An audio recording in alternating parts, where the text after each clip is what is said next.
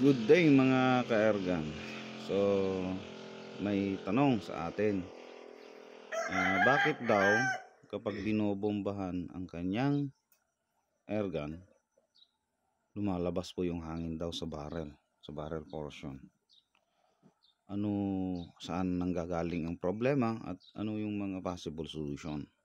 So, ito yung tanong natin. And yes, honestly, yun yung mga problem talaga. Mostly common problem. Kahit anong unit po yan.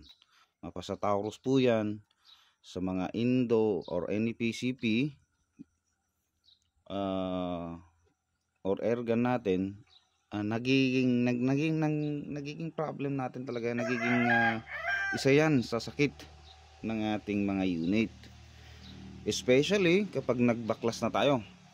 Kahit na maganda ngayon mga ka-ergan, kapag nag-maintenance ka na, nag-preventive maintenance ka, once na binaklas mo ang mga yan, lalong-lalo na sa portion ng mga to, sa valve, pag binalik mo na yan, hindi na kasi uupo maigi yung valve ulit.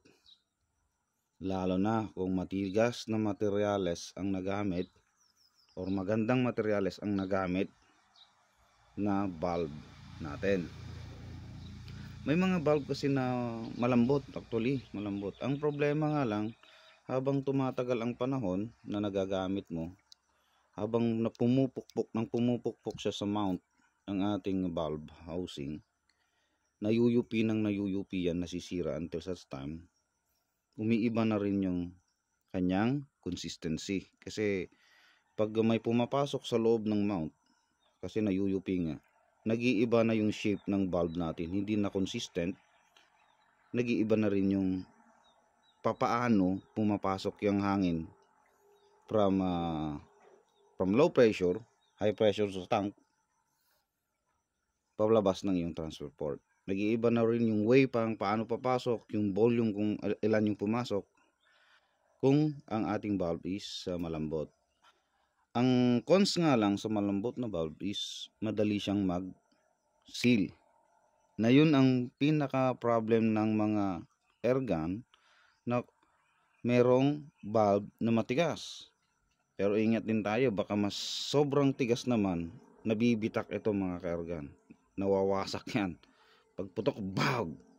Then wala na, ubos na yung hangin mo kasi nababasag. So, maingat tayo sa paggamit ng materyales, lalo na sa valve natin. So, ito yung situation kung saan lumalabas yung hangin daw sa barrel pag binobombahan. Hindi daw makargahan yung kanilang unit dahil hindi po makakaupo ng maigi or tama yung valve natin sa valve stem natin, assembly sa valve mount o sa valve housing mount. Hindi siya nakakaupo na maigi, hindi siya nakakabigay ng tamang seal. Okay, so nasabi na natin yung situation, ano ba yon, paano. Ngayon, yung solution. Ang kailangan lang natin dyan is yung pambansang armas ng mga erganero. Isang liha. Meron ka dapat dyan 600 at 1,000. Kung gagawa ka ng ganito na may butas sa gitna, nakikita nyo mga ka-ergan, bubutasan nyo po dyan sa gitna purposely para makapasok si valve stem dyan. Yan, pag pumasok na ganyan, then ayan. So sa kapapanood lang ng video natin, ito na yung portion kung saan yung solution so ginagawa natin at pinapakita ko na rin ngayon yung materyales na gagamitin. So ito lang. Kung tinatamad-tamad ka rin, pwede kang gumamit ng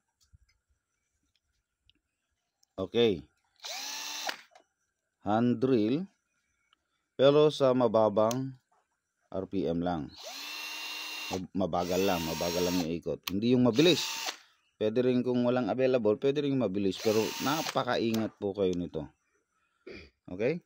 Napakaingat po kayo sa paggamit kasi maaaring masira nyo ang inyong valve stem assembly. Lalong-lalo na yung itim na yan. Pwedeng masira po yan mga kaibigan. Anyhow, ganun lang po. Okay, yung procedure na. So yun, pinasok na natin yung grid. Kung nakikita nyo mga ka-erga na itong yung mismong liha, yung mga gaspang na portion, siya yung nakaharap sa ating valve. Then papasok mo yung valve na ganyan lang mga kaibigan. Kunwari dun sa taas yung magaspang, dito nyo hahawakan sa baba. Then eto, iikot-ikot nyo to, itong valve assembly ninyo. Either hihilain nyo yung valve stem or itutulak nyo mismo yung drill ring. So ganyan, ikot-ikot nyo yan, ilalagyan nyo ng force, didiinan nyo yan, didiinan yung ganyan habang iniikot-ikot ninyo. So ayan, mapapansin nyo later on. Sige, tanggalin natin. Okay, mapapansin nyo later on, kakaroon ng lamat na tong, agagasgas na tong kanyang acetal alderin. Nagagasgas na tapat dito mismo kasi pag hindi kasi maganda yung pagkakagawa or hindi magiging pantay, depende sa alignment ng stem doon sa ating acetal at doon sa line or sa butas ng valve.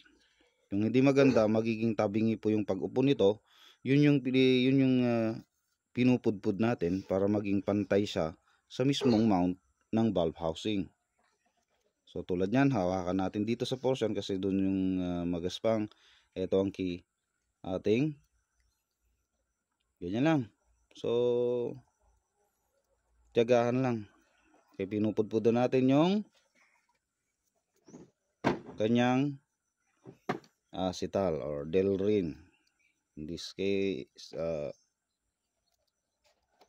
nagamit sa erga na to. So yan. So napapansin na natin, nagkakaroon na siya ng napupudpud na. Halos lumalapat na po sa bunganga ng valve housing. Okay, para mabilisan yung demo. O yan, nakikita na natin mayroon mga kuan. O may hindi pantay yung nakakain. May nakakain na portion mostly dun sa kabila, dito hindi. Ibig sabihin hindi pantay yung valve, yung pagkaupo niya. Kahit anong gawin natin dyan, pag hindi pantay yung pagkaupo niya saka valve mount dito, hindi yan makakarga ng hangin. Okay, other side naman, kung okay na, satisfied na kayo dyan, babaliktarin nyo lang to. At yung magaspang naman ngayon ang ihaharap natin sa bunganga ng valve housing. So ganyan. So ang hahawakan, kung dati hawak nyo pa ganyan, ngayon ang hawak natin ngayon is sa taas naman. Kasi ang target natin, yung mount mismo ang mapupudpud. So gamit din yung valve natin, valve stem natin. Yun din ang gagamitin natin para as in talaga na perfect yung pagkakaubo sa mount at yung valve sa face ng mukha ng ating valve stem. So ganyan yan. Ikot natin ng hanggang maging satisfied tayo. So okay, ganun lang yung process. Paulit-ulit nyo lang gawin yan hanggang maging satisfied tayo na makinis na yung mount at maganda na rin yung kanyang valve face, valve stem face. Okay, gagawin ko yan. Ipansamantalang ipaupos ko tong video para hindi magiging masyadong matagal. Din papakita ko mamaya yung nangyari. Okay, bali papakita ko na rin pala kung paano gamitin yung hand drill mga kaibigan. Pero maingat po tayo dito ha. So yung magaspang is facing, malabo yung camera natin ha, hindi ay mag-focus. Yung magaspang na portion ng liha is facing sa ating valve stem. So dahil dun nakaharap yung magaspang, hahawakan ko rito sa valve mount mismo. Yan. Ayan, hihilain natin tong valve para magkaroon ng konting saktong force lang. Huwag niyong pilitin kasi baka mamaya mapudpud naman, wala nang matira. So ayan, dahan-dahan lang po. So habang binibigyan ng force, ang force dito is yung persang ginagawa ko is pushing ako doon Tapos itong drill bit na naka handrail na nakaipit doon sa valve stem is hinihila pag ganito. So itong valve mount, valve housing mount or valve housing doon sa portion na yan, pag ano na direction palas. So ayan, ganyan lang kadali, dahan-dahan lang din, ilang ikot, then recheck, tignan nyo ulit. So ayan, gumaganda na siya. So ayan, makikita mong napakakinis na, napakaganda na yung pagkakanyang pagkaupo, pantay-pantay na siya. Makikita nyo hindi yung mas malalim sa kabila, mas mababaw sa kabila yung kagat ng valve mount. Hindi po yun yung tama. So mapapansin nyo yan.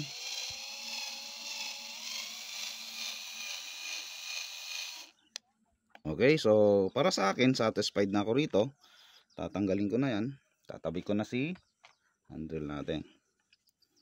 Para sa akin, satisfied na tayo doon kung nagaganyan. So paano mo masasabi na okay na? Sulitin natin. Okay, linis na nga. So power okay naman.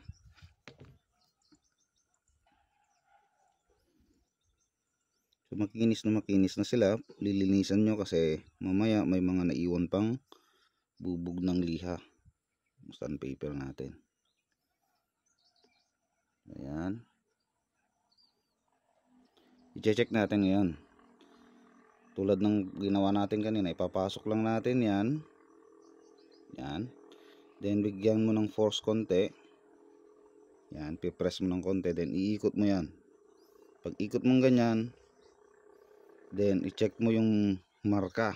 May marka dyan. Pag hindi man nakikita sa video, makikita mo yung marka dyan. Papansinin mo kung pantay yung pagkakagat. Wala kang nakikitang mas malalim, kunwari mas malalim dito, doon mas mababaw. Hindi po pwedeng ganun ang pagkakaupo ng valve natin. Kung maayos ang ginawa natin sa procedure na to, kahit 5 pump lang ha, sa hand pump, magsisil na po agad ito. Okay? Not unless may iba pang problema ang inyong air gun. Like may seal kasi rito. Pansinin nyo, ito yung transfer hole ng valve housing natin. May seal ditong o-ring din. Yan. Kapag lalong-lalo na yung o-ring dito sa portion kung saan nandun yung compressed air, kung hindi yan silyado, akala mo valve yung problem, yung palang o-ring. So nakasil na tong si valve. Pag tagos or punit yung o-ring mo, lalabas at lalabas dyan yung hangin. Akala mo, oh, same situation sa barrel lumalabas, ganito, ganyan, ganyan. Yung valve yan, valve, hindi maganda yung pagkakabo. No, no. Mayroon ding situation na ganun po mga ka-airgun, na nandito yung problem, yung mismong sealing or o-ring nya. Okay? Sige. Satisfied na ako rito sa ginawa ko. Nakinis na makiti na. Testingin na naman natin. Okay? Ikutin mo lang na ganyan. Mapapansin mong pantay na pantay yung pagkakalapat. Pansin mo. Linisin natin ulit. Linisan natin dyan. Then kahit hindi mo na ikutin, i-press mo lang na ganyan. Ganyan mo lang. Medyo lagyan mo lang ng konting puwersa. Then check mo. Makikita mo agad yung makinis, shiny na ring or circle na yan. Makikita mo na agad na nakalapat talaga. So ito yung solution. Ito rin yung mga hindi sinasabi ng iba. Madali lang naman. So ang ating pambansang armas, isang liha o sandpaper. Yun lang po, gagawin lang ninyo yung procedure. Kung gusto nyo sa valve, dun nakaharap yung magaspang. Kung gusto nyo pulpurin yung or papalisin yung valve mount, dito rin nakaharap. Alam nyo na kung saan nyo hahawakan yung para mag-steady yung sandpaper natin.